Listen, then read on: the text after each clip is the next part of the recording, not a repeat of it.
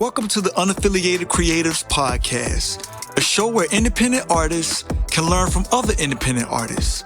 My name is KAeveryday, and each week I will be speaking with some of the most creative minds in the indie music space, trying to figure out what they have learned while navigating through the music industry without the support of major record labels. This podcast is brought to you by the good people over at King Neppy Studios and powered by Red Weasel Media. Thanks for tuning in to the Unaffiliated Creators Podcast. I'm your host, KAeveryday. This is the indie artist safe place, so take off your shoes, get comfortable, and stay a while. Do us a favor and please rate the show. And if you have any feedback for us, please email us at unaffiliatedcreatives@gmail.com. The snippet you heard playing was a song titled Gushy Gushy by indie artist Danny Zoo. Now that everybody has taken off their shoes and gotten comfortable, Danny, what you been up to? Yo, my boy, been chilling, working. Just working, huh? Yeah, got to. All right. So let me start off by asking you this. So you were born in Brazil, but you currently live in New Jersey. So how long did you live in Brazil, and were there any adjustments you had to make moving to America? Nah, it wasn't really no adjustments because I came over here a couple months old, really. But I went back every single year because I got family over there, my whole mother's side of the family over there. So it wasn't really no adjustments. All right. So I need you to give me the exclusive answer. So tell us something about yourself that most people don't know already. Something about me that most people don't know already.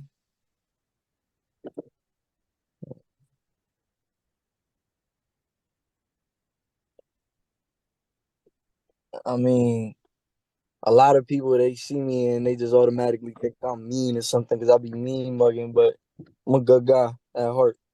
No matter like the face that I put out or how I act around people, I'm a good guy inside when you get to know me. All right. So you're a good guy when people get to know you, huh? Okay. I like that. So do you feel being Brazilian has influenced your music in any way? Most definitely. I remember being real young and where my grandma lived at right behind was the favela. So we heard a whole bunch of funk music, girls racing up and down the hills to go to the parties. So yeah, music was definitely a big culture part in Brazil, influencing. All right. So this is just a follow-on question. So how did you get started in making music? To be honest with you, bro, I really got started because before I was making music, I was fighting. Like my whole family fight. My uncle a third generation black belt in jiu-jitsu. My brother a black belt and he a professional fighter in Thailand right now. So before music, I wanted to be a fighter. I'm not gonna lie, like we having like little anger issues and like it's rules when you fighting competitively. So I was like, I found a little niche for me. And then nobody else in my family, really only my cousin make music, but like he be playing guitar and like stuff like that, producing. So you weren't doing just like the regular street fighting stuff, like two dudes just, punching each other. You was actually doing like stuff you be seeing in the movies where people be, karate Oh nah, chopping. yeah, like all that. My my brother was like my dad, for real, for real. My dad wasn't really around like that. So earliest memories, I remember seeing him in a cold winter steaming off. You know what I'm talking about? Like after you train real hard, like the gritty grind gym that you be seeing in the movies. Yeah, I've been through all that. That was like Yeah. my first part of life. So what's the rule they say about Fight Club, right? You ain't supposed to talk about. I'm just playing with you. All right. You gonna find out though if you go. I ain't lying. Hey, I'm good, man. I take your word for it, man. I don't need to be getting hit in the face, man. I'm a little older, man, so it take me longer to heal up, so I don't need to be getting hit in the face. Um, No, we're done. so if Add you up. had, so if you had to replace music with something else, what would it be? Yeah, money. So if you had to replace music with something else, it would just be getting money, huh? So is that by any means necessary, or is there a certain means of getting the money, or is that something we can't talk about here? You get it how you live. However you live, you gonna get it. I Okay, as can't long as judge you get into nobody. the bag, huh? Yeah. All right. So I was able to find a music video of yours on YouTube. The song was titled Whatever. And in the music video, you was flashing some money. You was actually getting to the bag in the video. We had money counters and everything. So with that being said, do you feel that music artists paint a target on their back when they do things like that, and explain why? Not really, cause I feel like anything painting a target on your back, like, feel me? I don't know if I think about early years when I was younger. I remember dudes used to just be envious and jealous because I was tall with blue eyes. You know what I mean? So anything could really be envious or hatred just because they don't got it. You know what I'm talking about? That could have been nothing but $1,000 if nobody know. But just because it looked like so much, they're gonna be like, "Oh, he got it. I'm gonna go." You know what I mean? So that's that envy. That's their own personal problems. I feel like anything could put a target on your back. All right, so I gotta ask this question, man. I know this probably gonna sound crazy, but where do you even get a money counter from? I mean, I know you be seeing it in, in the movies and stuff like that, but is that just something you can just go on Amazon and just say, "Hey, I want a money counter," and you can just buy it? I mean, I feel like you could buy anything on Amazon. So definitely, you could definitely go get one on Amazon. But nah, my mama really the OG, you know. So she had that one just sitting in the cut. She was like, "Yeah, y'all good." And then somebody else, like one of the directing crews, bought like one. You feel me? Okay. Yeah, All right, so I ran across another video of you performing at a showcase in New York, and it looked like you had a hype man on stage. yeah, that's my boy Dex. So what's better, performing without a hype man or with a hype man, and explain why? I mean, it's all to each his own on a person. If feel like you're not gonna get them nerves out or whatever, like go perform with a hype man or however you feel comfortable. But I feel like it's really to each his own. All right. Well, I just wanted to ask that question because I performed several times before, and I've never had a hype man. So I just wanted to, ask you, since you had one, what you thought was better. But I think if I would have had a option to have one, it probably would have helped because sometimes when you performing and you start getting a little winded, it's always good to have somebody to come in and take over and say a couple of lines that you couldn't say because you was running out of breath. So Nah, definitely. Performance is really like music is one thing. It's cool. But if you're a performer, it's different. Like people gonna come out to see you just because they know, oh, I'm gonna go have fun. You know what I mean? yeah. I don't think I've ever told anybody this before, but since we're talking about performing, and I know it's probably gonna sound crazy, but when I was younger and I was really performing a lot, I actually used to like train, just like how you were talking about fighting earlier. I used to have to like do a lot of running and stuff and really got my cardio up because I knew that when I perform, if you do any kind of moving around, running back and forth on stage and jumping up and down, doing all that stuff, you don't really realize how much energy that takes and how winded you get until you on stage about to pass out. So yeah, I used to have to like go Nah, jogging and running a lot back in the day. word born for sure. I remember before I went to Hidalgo, Texas, to open up for an artist. Um, we had a whole week.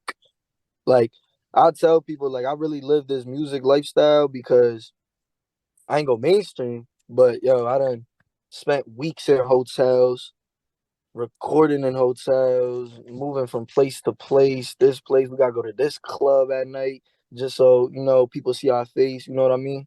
So I don't know. So basically, you telling the audience that you definitely live that rock star life, man, and I get it, man. Everybody just see, the fame and the money and all that stuff. A lot of people don't really know all the stuff that really goes behind what it takes to really be an artist. Nah, most definitely. People think it's just the music you go in. make some and then drop it, and then oh, you him. It's a lot of preparation behind this music stuff. All right. So I saw another music video where you were the featured artist. But what caught my attention one was how cold it looked outside. It looked like it was like 20 degrees. I'm surprised it wasn't snow on the ground. So I was just kind of wondering why y'all picked like the coldest day of the year to shoot a video. And I noticed that you was wearing a chain that had your stage name as dependent. So with that being said, I was just wondering if you ever won a lottery or something like that, would you ever buy a new chain and what kind of chain would you get? Definitely. First of all, no matter the cold, nothing. You gotta get that work. You gotta get that work done.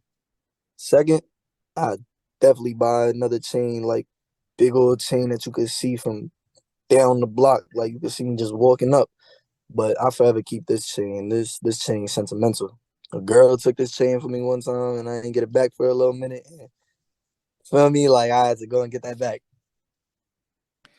Hey man, well at least you got it back, man. I know a lot of people, when that happened to, they don't ever see it again, man. So you wanted a lucky We're one. born.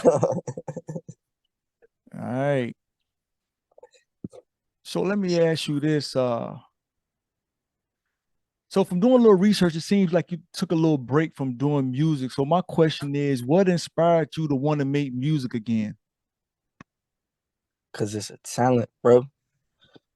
I feel like the way I write music and the way I could just sit and listen to a beat in the first 2 minutes, 5 minutes, get a song, the way that I do it, like I feel like it's a talent given to me. You know what I mean? And I know like how gritty the world is. So like I know I could push a positive message. I know I could get people to hear me. I got that leadership type. You feel me? Like just push a positive message with music. And I really stopped making music because I was young and I thought it was, feel me? I thought everybody would lie about the game. Oh, it's fake. Nah, it ain't lie. Like this business gritty, grimy, and people just greedy. So when you got bad business, to a kid, that kind of make him like lose faith in his dream a little bit. You know what I mean? But I'm coming back now. Like I'm most definitely coming back now. And I ain't dropping 4 years too. So everybody about to be like, damn, what happened? Where he go? Where he came from? All right. Can you take a couple of minutes and explain to us the meaning behind your stage name, Danny Zoo? Yeah. My name Daniel, right? My government. But all my friends call me Danny. But when I was in Brazil and I was real young, I used to do a lot of, reckless stuff. So like my cousins would say, pô, aquele menino lá dentro do zoo, né? That like means like, oh, go put him in the zoo. But like my brothers taught them how to say it in English. So instead of like whatever, they'd be like, oh, Dunny Zoo, Dunny Zoo. Like they wouldn't say Danny correctly. So it was just funny. And then when I came over here, I put it out and it looked good. Like when I wrote the signature, so I was just like, oh, that's my name. Like I'm keeping that.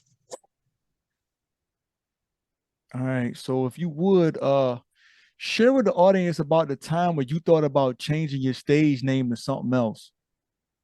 Yeah, man. I was young. And I ain't gonna lie at the time, like, nah, this was after WAP was popping. Free Fetty Wap, by the way, but this was after WAP was popping. And I started dropping. And a lot of people, you feel me, was meat riding like, oh, you want to be Zoo Gang so bad. So I was like, man, people stop talking. I'm going to go change my name. Feel me? And I went and changed it to Young Thule. And then after that, it was like, I probably had that name for like a couple weeks, like a week and a half, 2 weeks. And then I went to a rehearsal, and my big bro put me on and was like, yo, bro, like, I heard you change your name. Like, what's good with you? Like, what happened? I was like, yeah, like, people doing too much. He was like, bro, you want to be a rapper.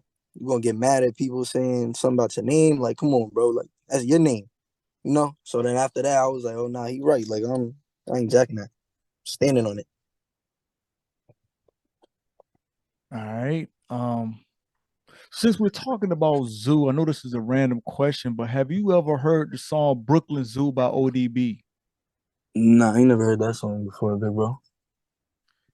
All right, well, that might be a homework assignment, man, to go check out Brooklyn Zoo by ODB. Another thing about ODB too, and this is kind of tying in with the name we were just talking about. So, each member of the Wu-Tang Clan had like five different names. They had like the main name that they went by, but they had like four or five other names that they just called themselves, but that's not the name that they would actually put out when they actually would put out a record. So, you can still have Danny Zoo as like your actual name, but then you could still have like several other names that you just call yourself from time to time if you want to. Nah, definitely. I just felt like the reason I changed my name wasn't P enough, like, oh, people just talking about you, like, you know what I mean? So yeah, like I'm cool with people, like I'm known over here in Jersey. So if somebody really had a problem with my name, it would have been, would have been some Ray earlier. All right. Well, I'm gonna give you a hard one this time. So give me your top five Brazilian rappers, and you can put them in any order. And Brazilian rappers, I one I gotta say, my boy Jonga. It's like D and then Jonga, tough, crazy. That boy can rap. My boy DJ Menor Bay up there was definitely. He from I forgot what part of Brazil he from. I think Betim, something like that. Um MC KAeveryday, he from Rio. A lot of the Rio artists popping right now. Um Trying to think.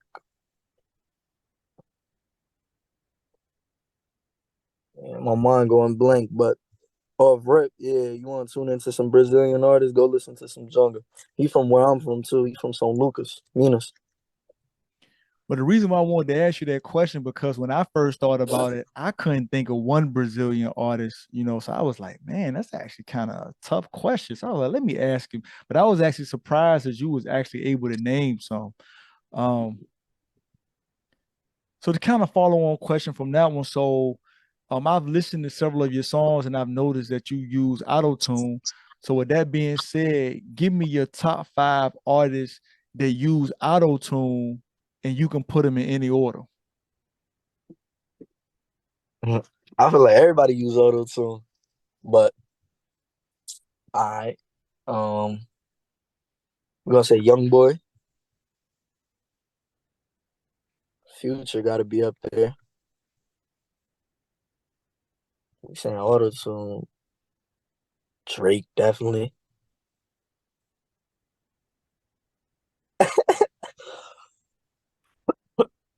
Um, and I don't even know why I can't think right now. Well, Rappers, I Huncho, think you answered the question where you started off by saying everybody. So everybody's yeah, everybody. And to be honest, everybody. I the gotta way the put industry Huncho up is, there too, cause Huncho hard. He from Atlanta. okay. So you named some good ones. So I got a list. Mine, we got some of the same people. I got a few different people. So I put T-Pain first. And the only reason why I put him up there because he was one of the first ones that kind of, as far as rappers really started doing the auto tune. But just a little fun fact. T-Pain actually got the auto tune thing from Cher. There was a song that came out years ago called Believe in Love, and she's singing, but she be like, Do you believe in love out of love? And the Yeah. auto tune on her voice is so crazy. So that's what gave him the idea to start putting auto tune on his voice. So I got him up there. I got Future, got Lil Baby, Drake, and Travis Scott. It's a solid list. All right. So following along the auto tune theme. So have you ever recorded a song without using auto tune? And if so, which do you prefer? So do you prefer your songs with auto tune or without auto tune, and explain why? Um, I definitely recorded songs without auto tune before, and I feel like the auto tune is good, like to add into any song. Like you got a smidge of it, a little bit of it. and it'll just make the song like just right. But I feel like if you want to hear like your raw vocals and like make sure the record is clean, then you mix it raw. But then that's when you put the auto tune afterwards. People who be ODing the auto too much, like you could hear it as soon as you start playing the song, and people don't really take you serious like that. So like you just gotta be smart, and your engineers just gotta be raw.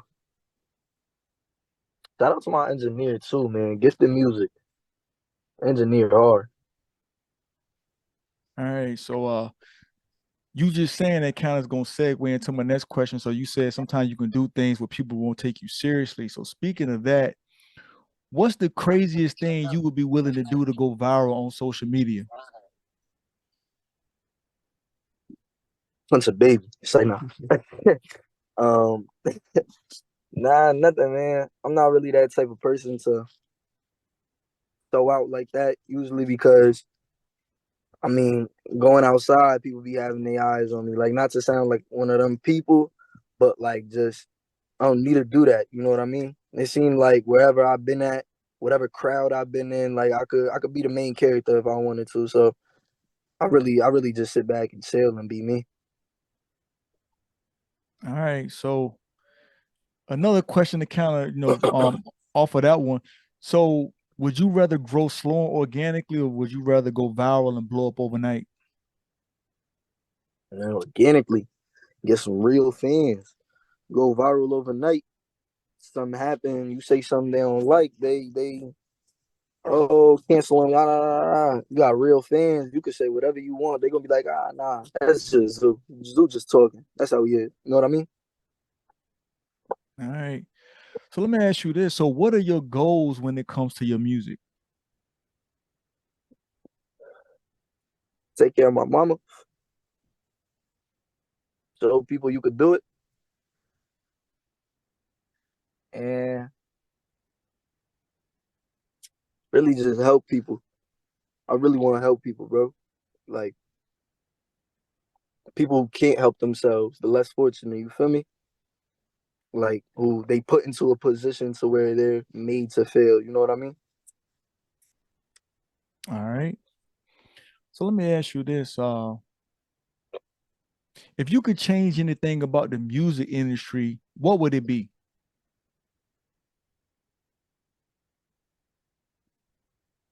All the fake stuff.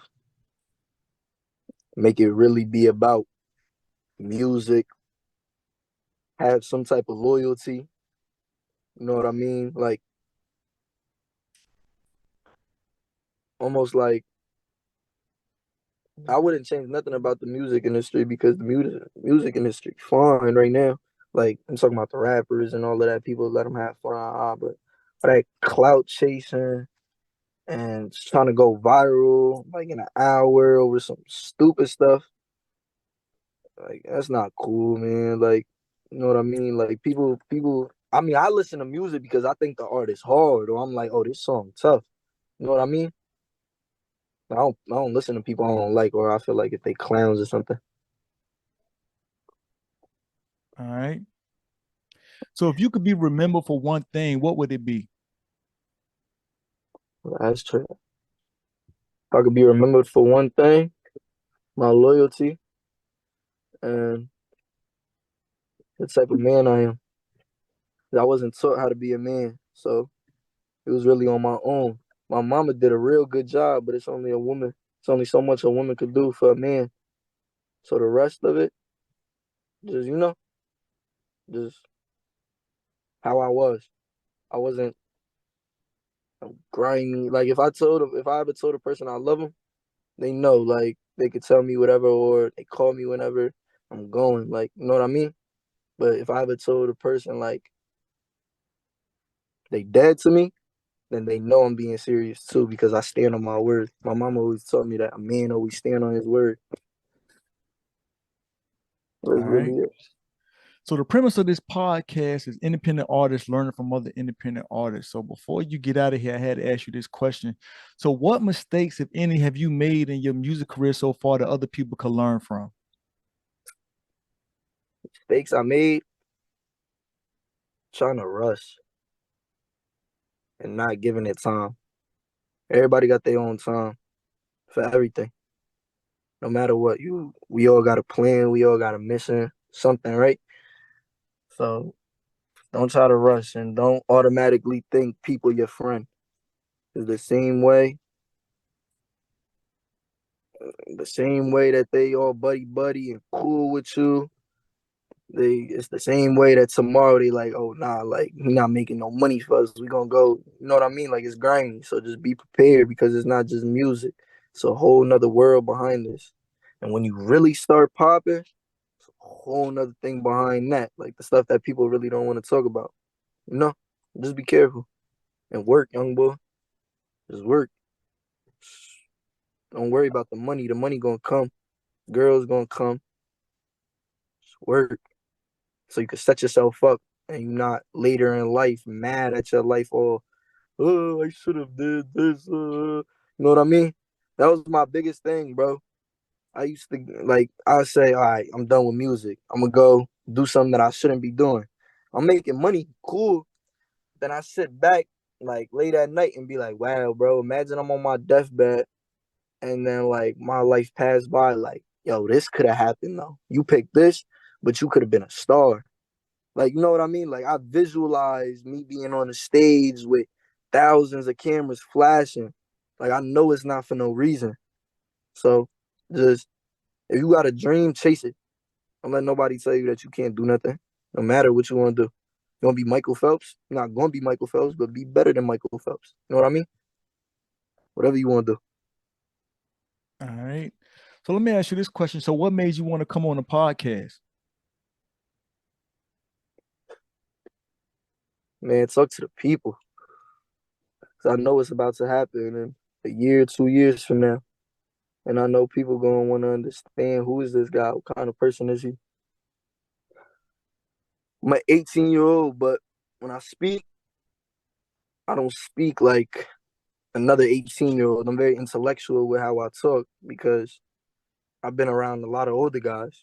So I'm not really like, you know what I mean?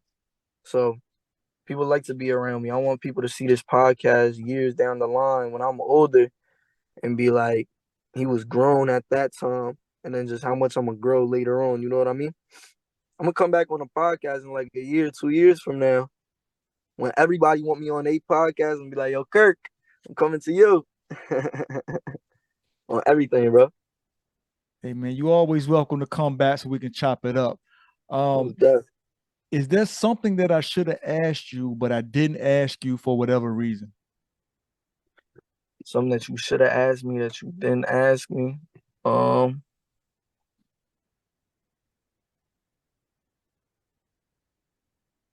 nah, I don't think so. You got another question, like off the top of your head? No, I just this is just the opportunity, like throughout this whole podcast, if there's just something that you just feel that you didn't get to say for whatever reason. It's like a good recap question. It's just like thinking about everything we done talked about. You be like, oh man, I kind of want to talk about this before we get out of here. That's all it is.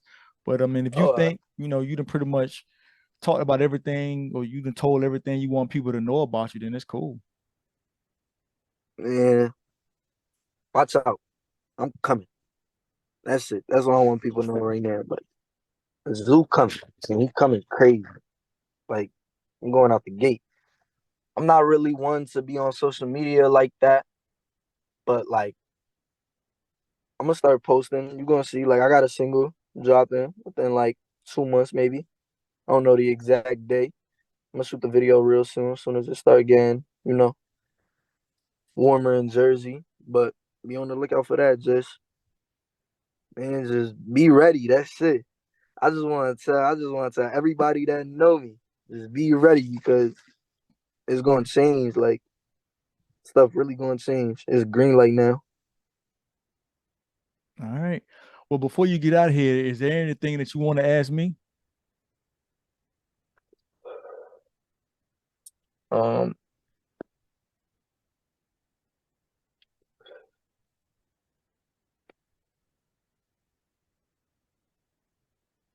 how long you been podcasting?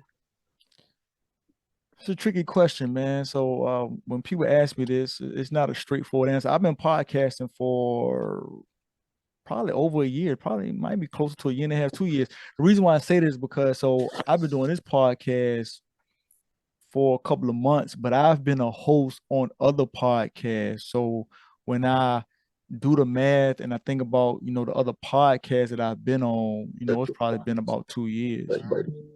But the reason why I like what I'm doing on this one is because this is the first time where I've kind of been in control and doing it myself. So in the past, I was on a podcast, but when you got several other people involved, it's just a lot of moving parts, and it's just harder, to get everybody's schedules together and get everybody together to do it and to keep up with it and to be consistent with it and keep putting episodes out on the same day every week for several weeks throughout a whole year. It's hard when you got a lot of moving parts. I done noticed that it's a lot easier when it's just you, because you're more in control of when you want to put the stuff out and stuff like that. So That's a tip for artists too. You want to put your stuff out, don't go signing no random papers, young boy, because they don't let you.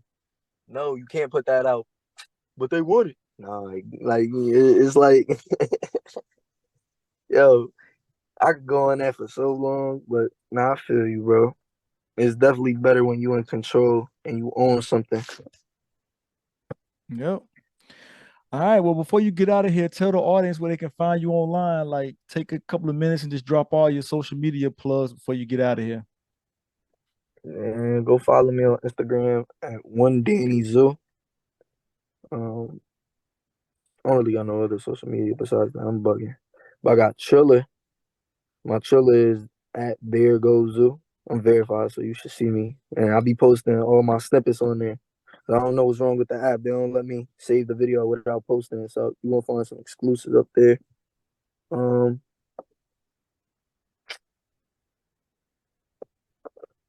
it's really just that. Really just that. Just DM me on Instagram if you want to work. All right, man. Well, I appreciate you taking the time to come on the podcast, man. And I'm definitely gonna be Appreciate you having me, bro. checking you out here in the near future so I can hear these other songs you about to drop. Definitely. All right, man. Well, you take care of yourself.